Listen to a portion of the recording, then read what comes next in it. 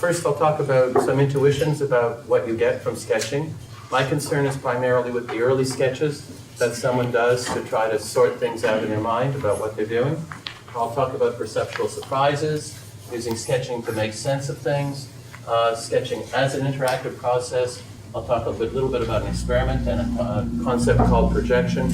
Then sketching as a medium of thought, which would be the topic of a lovely conversation in itself, and then draw some conclusions. So this is the kind of sketch I'm talking about, only this is a very early sketch that someone would make on the back of an envelope. And if you think about it, it's an interactive process. This is the intuition that we would all have. So you think about something, you sketch part of it. Maybe you feel the dynamics of the movement as you do it. You look at it, and then you think and sketch some more. I think that's a kind of intuitive notion. Simply by being able to take the kitchen, move it into a place like this, create a series of islands, and open the house all the way to here. Leave the entry where it is. Be able to look through to light. This is glass that opens to a garden. Put the dining room in here so people can talk, because one of the most important things in the world is a dining room table. So look at the relations that he has established by drawing this out. So when you ask, well, what do you get more than imagination by executing something on a piece of paper? Of course, you get persistence. The thing endures, so you can look at it time and again. But there are obvious other things. You can compare and determine spatial relations between things. And so many spatial relations between, as many as you care to look at, you can look for those relations. You could say, how close is the table?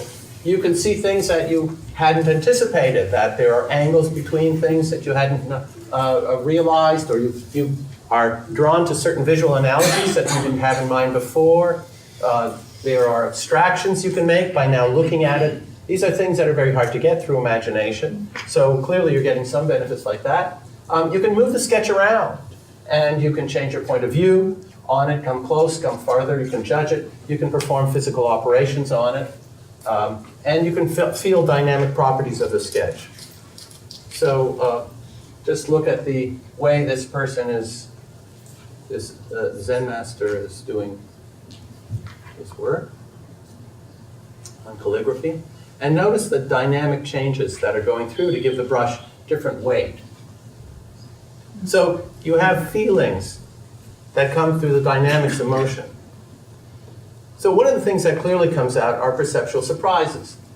If you're asked to ask you to look at this shape and say, and how many shapes, what do you see there? If you're patient, what can you see there? Well, you could, if you like, pull them off and say, oh, I see these sort of vertexes, these X's. They're coming together there. You're free to change what you see there almost at will.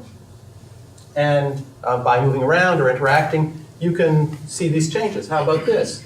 You could see this parts like that, pulling apart. You could see it like that. The sketch doesn't determine exactly what you see, and the marvelous thing about it is just how various your capacity is for seeing different things in a given concrete image like that. Give you a picture like this. Now what do you see? How many different ways are you organizing it, partitioning it, grouping it, making comparisons?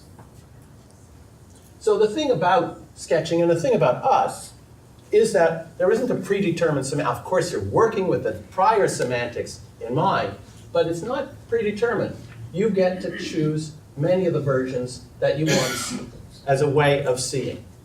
You could see vertices, you could see patterns, you could see structures, aggregates, groups, clusters in different ways. In architecture, there are lots of these things that people are doing. Massing models, you're just sort of draping a cloth, you just want to see the big shapes, the sort of sculptural shapes of it, without the details. Or negative space, you put something out, and now you're just concerned about the interiors of the space. What is the space that's defined between these things? I'm not interested in the line, I'm interested in the betweens.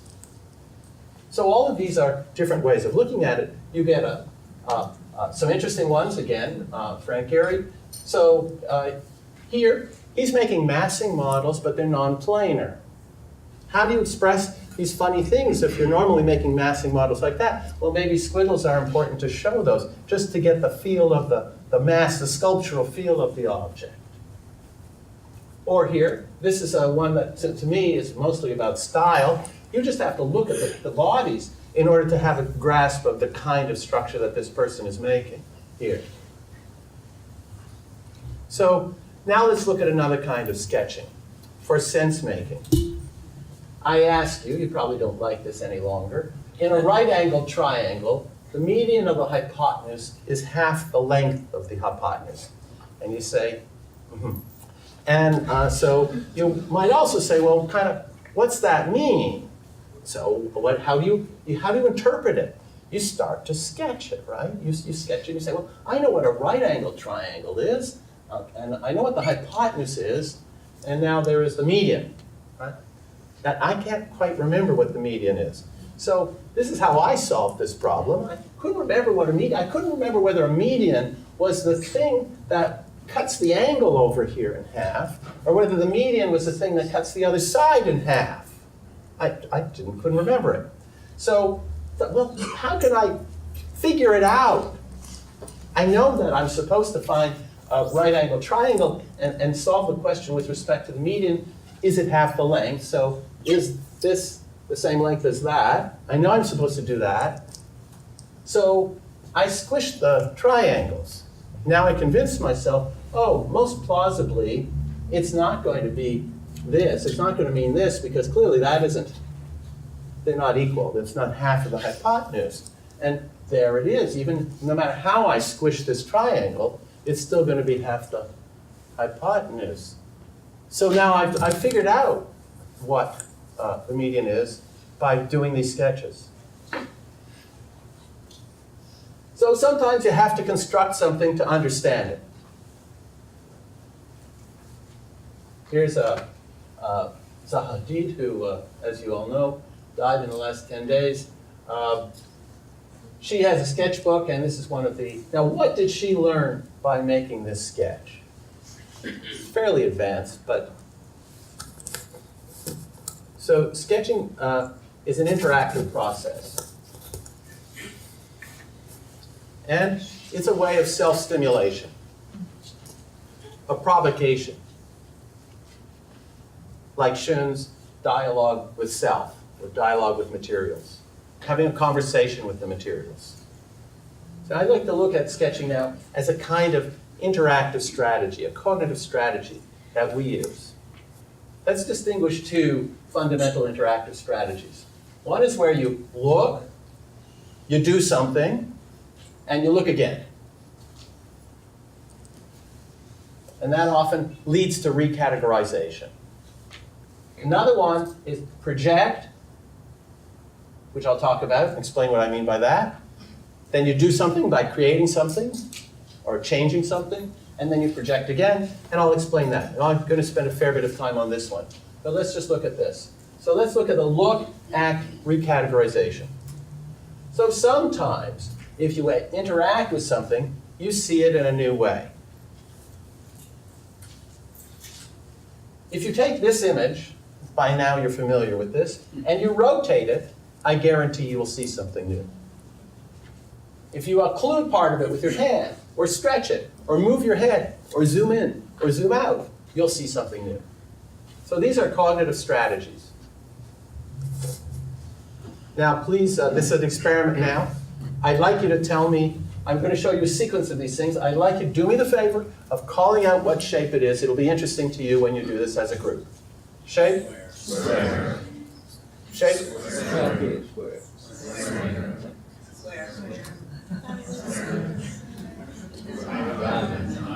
Okay. So, almost 90% of you only chose, you only said diamond when you came out here. Very few of you said it over there. If you reverse it, would it be the same? We're not going to do it. All right, so here you're acting on it, and suddenly you get a massive, massive recategorization. The diamond doesn't look like a square. In fact, it's a surprise to many people that a diamond is the same thing as a square. So that's one of the processes, the interactive strategy I just talked about, the look, act, and recategorize strategy. Let's look at the project, create, project strategy. So I'll say project, sketch, project is a special case of this project, create, project strategy. First, what's projection? What do I mean by projection? Where can the white knight move? What are you doing? How are you figuring this out? You go like that, you go like that, you go like that, you go like that, you go like that, you go like that. So what is that?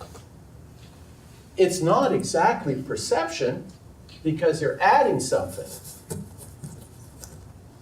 So if it's not perception, what is it? It's not exactly imagination because you're adding it right to the object, on top of the object. So what is that? Let's call that projection. Now, how much projection can you do?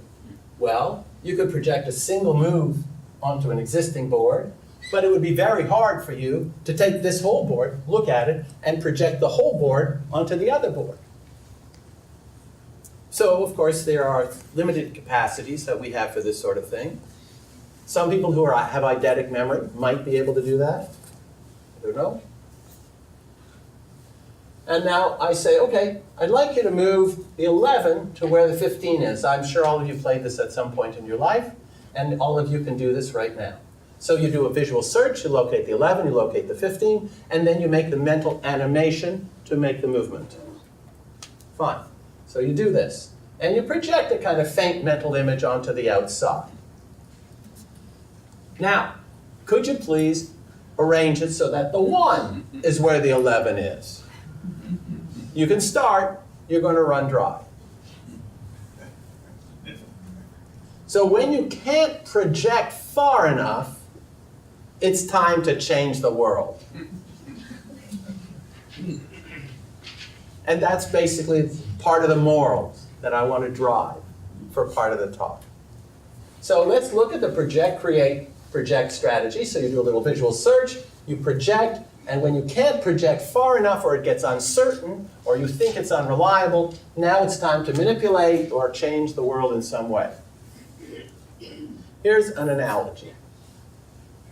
Perception, which has often been called seeing what is where, is a kind of reality, is a reality-oriented thing, and the success conditions are getting it right. These are imagery-based things, imagination and projection, and if I ask you to play tic-tac-toe on this, but not to change the board, you can imagine where you would put your pieces to some degree. It's like augmenting reality. Put the glasses on, it augments it. So it's anchoring this imagery, the imagery in the augmented reality system, but it's tying it to a place. Imagination, per se, is like virtual reality. Does the image have a genuine size in your mind? Does it have a specific location? Close your eyes and think, how big is that exactly? What is the actual size of it? You can determine relative size by situating it in an elaborate internal image, but you don't actually get actual size. So that's the phenomenon I want to talk about, projection, for a while. And now here are some conjectures. So mental projection is more powerful than mental imagery alone. That's a substantive claim. If it's just the same as imagination or mental imagery, then it's locking it to a place, but it's not any more powerful. I'm arguing it is more powerful. So we can project beyond what we readily can imagine. And when we have external structure, that can help us in the projection process by scaffolding the projection or acting as a support structure for projection. So here's a little experiment, mostly a pilot experiment, to explore projection. We're going to ask our subjects to play tic-tac-toe. They have an imagination condition, which in this case is a blank sheet. When we redo this experiment, we'll use blindfold and a blank sheet, because people could say you're projecting onto a blank sheet, but we're looking for the structure that supports a projection. So in this pilot, we used a blank sheet. The projection condition is to play tic-tac-toe, where you see the grid, but you can't mark it. And then there was a silly condition that had the X and O and the possibility that somehow just putting the X and O out there wouldn't act as a distractor, but was actually providing you with some bits that you would actually use and therefore could save. So here are the three conditions. Here is the experimental setup. We have the imagination conditions to the blank, and we have two projection conditions.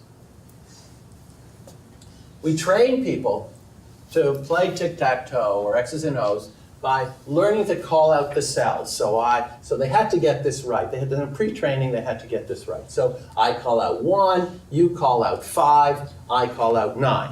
That's how you play the game. We're going to play the game through numbers. And they had some training first, then they saw the blank, and then the projection. Okay, you already saw that. I want to emphasize that projection is not the same as offloading state, that you're writing something out there, because you don't change anything on the outside world. So you're not actually literally marking something down that could hold the information like what you just said. Now it's written down, it's in offloaded state, in memory state. No, it can't be that. And so the conjecture was, projection's going to be good. It wasn't. The table condition was no faster than the blank condition, than the imagination condition.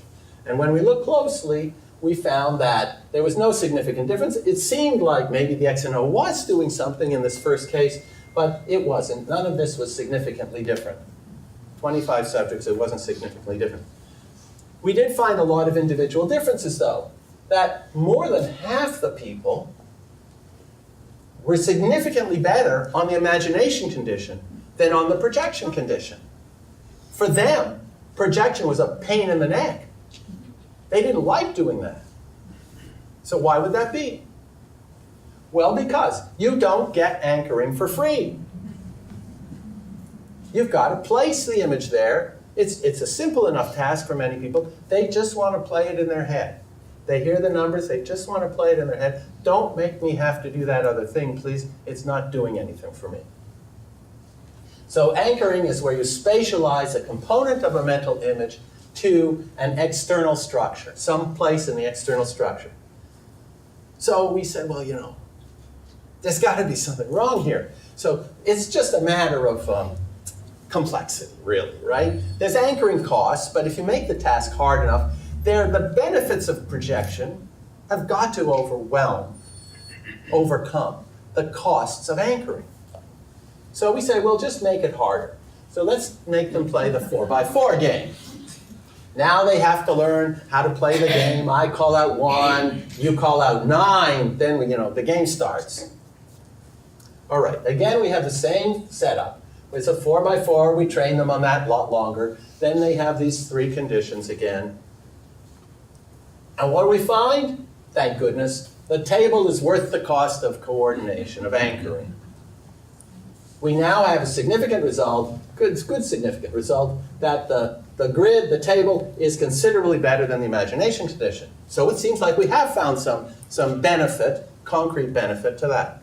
And it turns out that, X's and O is a bit of a distractor here.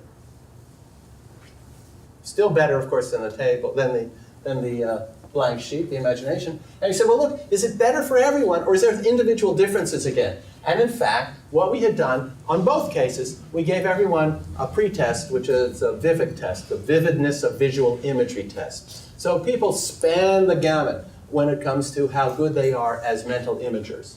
Some people tell you, and unless you're one of these people, you will find this hard to believe. They say, when I close my eyes and you tell me to imagine a sunset just coming down, I'm in California, coming down just to the ocean level, I see that as if my eyes are open.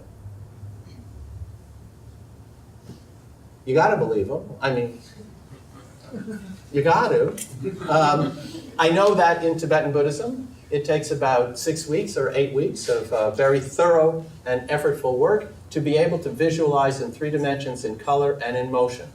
Because the meditations are 3 hours long, and those horrible demons with all the swords and the flames, which are your allies against the bad guys, the really bad guys, like hate and things like that, you have to go through they get be animated, and there's a sort of narrative that they unfold. So the meditation requires that you do that. So with practice, you too could turn out to be one of these great imagers. So what do we find? That the great imagers, well, they improved. It was clearly better for them too, but not as much as for the weak imagers who were massively improved. So yes, there are individual differences, as you would now predict, because the cost of distraction, the cost of anchoring is less they don't get as much if you've got such a good imagination. Now, there's more to be said about projection. So, what are we really projecting? Well, in some sense, what we're projecting are the outcomes of actions that we could perform. So I say, look, superimpose A on top of B. You can do this, everyone. So you superimpose A on top of B. Now I say, well, look, any of you play origami? Well, you could see that as an origami fold, right? Mountain fold, even a valley fold. Or topologists, you might see this as a connected graph. You can see it as a 3D shape, right? Everybody can see that as 3D. So you can start doing what we were doing before. You can see this in all these sorts of ways. So depending upon your action repertoire, the kind of action you think you might be performing, that can affect what you would see. So the upshot at this point is that projection is a real process. We found a difference to it. So it's not the same as either perception or imagination. As problems get harder and you can't easily imagine an answer, it's time to reach the world, and you rely on projection, but at some point you have to create external structures to scaffold that projection further, to keep going further and further. Lay the tracks down so you can keep the ship moving. Okay, now let's talk about something a little harder. Seeing sketching as a medium of thought. So Frank mentioned that there's a popular current theory, it's called extended mind, which says that the mind can actually operates beyond the central nervous system and could, for instance, include body movements. That the body movement itself is part of the thinking process. You may or may not give me that, it's up to you. But it gets much more radical than that it would include what we do with objects as part of the thinking process. I'm not keen on going to physical, the information storage devices and so on, but I am very keen on seeing a tightly coupled relation with an object outside, and that the system, us and the objects, are so tightly coupled that we rely on the manipulation of all of that in this tightly coupled way to perform mental operations. Okay, we don't have to go in that further. But so you say, well, what would it be for something to be a medium of thought? Well, what is a medium of thought? People tend to think that a natural medium, would be mental images such as the little sounds in your head. They're just mental images of sounds, right? They are not other than sound images. So the little sound images that you can so exquisitely control in your head, much better than your visual imagery. Every one of you had no problem talking to yourself relentlessly. So that's a mental image, and a requirement would be it have to be reliably controllable in order to manipulate it into the things you want for thoughts. The philosophical tradition says that a thought is a proposition. It's like a sentence, the meaning of a sentence. And the mental image of a sound in your head, or what I'm doing right now, is a vehicle for that, but not to be confused actually with a thought, which is an abstract entity. However, let's just work with the vehicles. Our job as thinking creatures is to manipulate these vehicles in some way, and the thinking happens as a consequence of that. So they have to be fast because you have to be able to think at the speed of thought. That's pretty fast. So you have to be able to manipulate, create the elements, or manipulate them, or modify them fast. Gestures are fast enough. Music would be fast enough. Sketching would be fast enough. So a lot of things that could be fast, they could be components of thought. They could be the mediating structures of thought. And they have to have these nice properties like Language is compositional, that's really good. Or it's additive, you can keep adding it to there. And subtractive, take it away. Or deformable, now we go into the continuous domains. And it should carry meaning. Now, I don't want to do the carry meaning because that's complicated, very complicated. But the obvious meaning that everybody knows is I say the pen is on the table. That refers to the pen on the table. That's referential. There are other ways in which you could make sense of things as not being referential. So, yeah. Oh, okay, so here is this going too fast? No, she's actually going that fast. So,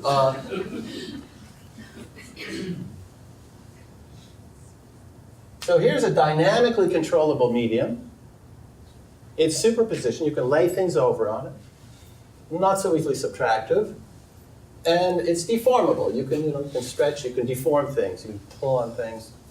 This could be a medium of thought. You don't know what it would be like to think in that other than in the medium itself. In that case, you think that the point of it is the reference itself, self-referential. I'm doing this. What I want you to see is this. I'm not really using this to refer to something else. But the point we want to make is, well, this is an appropriate medium. We haven't said what you learn from it yet. So examples of thought mediators are the internal speech, visual imagery, which you can control, projection, right? Inner sounds or music.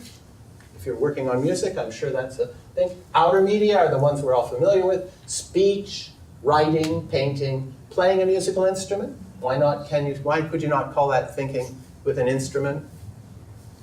Sketching. Now let's get to the more other ones. Design tools, like Maya. If you are very fluent in Maya and you manipulate, you're thinking with Maya. I have no problem with this. Chessboards. If you're a chess player, you do a lot of thinking on that chessboard. You know what I mean? And what is the meaning of that? The meaning is, I understand the role of that move in the context of the chess game. So there's a functional role for that thing. It's not just referential. So that's the other kind of meaning. Seymour Papert used to talk about gear systems. When he was young, he worked on gears, a lot.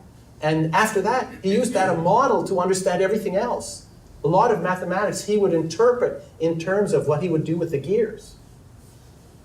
So anything that you're really familiar with, we could use to use it as the model basis for understanding because it's intrinsically understood at some point. So it is the source of meaning.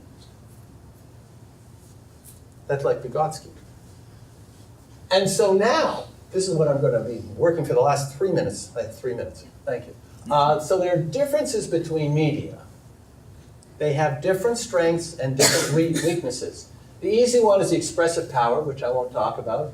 But you can just think about it. If I say in the base 10 a large number, you can't tell whether it's divisible by 7. But if I tell you that number in the base 7, give you the equivalent in the base 7, it's got a 0 at the end if it's divisible by 7. So you can instantly tell it's divisible by 7. So in the base 7, that's a good representational system for representing the property of divisible by 7. But the base 10, that's not a good place to talk about the property divisible by 7. So it's clear in one and not clear in another. These are some natural properties that different representational systems have. And this is the point, the real point.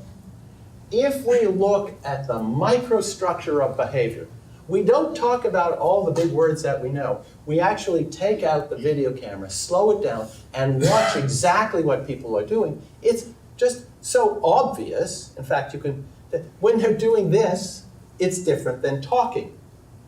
And what they are forced to do when they're doing this is different than talking. So when you sketch, and you have the sketch to look at the sketch there. How many questions can be answered by looking at that sketch? If I were to describe it, it would be far fewer answers that I could get. I could talk about angles, I could talk about weight, I could talk about size and relative size. So many answers. It takes a long time to make, but there's a lot of answers in there. So that's quite different. And now here, when you're drawing, you're forced to make decisions.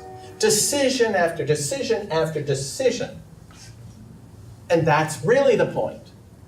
the trajectory of actions and the trajectory of decisions and the trajectory of ways things could continue is different in this medium than it is in language, and different in sound, and different in the other medium. So that is really the core point that differentiates the sketching world from these other worlds. And in Maya, it's going to be different. And in Autodesk, it's going to be different. And if you look closely at how people are working, they're going to be different. I didn't say one's better, I just said they're different. So, different media cause different thought trajectories. We're forced to make decisions. They have different continuations. They have different behavioral microstructures. And people, by definition, are going to be thinking differently in different media. Conclusions. Sketching is a method for externalizing thought, for ourselves mostly, I think, but for others too, of course, as a communicative medium. It scaffolds thought because it allows us to project further. And we can think by acting and observing on that stuff. So we're thinking through action. Sketching is a medium that forces specific design decisions. Now we have a research project to figure out what are the kinds of decisions that it forces us to make. How do they differ between Maya, Autodesk, and so on? It facilitates thought by using these interactive strategies of look, sketch, recategorize, look, project, sketch, project. And sketching facilitates creativity because it stimulates new ways of seeing that we saw before, your ways of seeing them differently all the time. And they can form hints, not necessarily answers, but give you hints and ideas for new procedures, pushing it on further. And they can, by continuously posing design problems that need solution, it drives you to be creative. Thank you.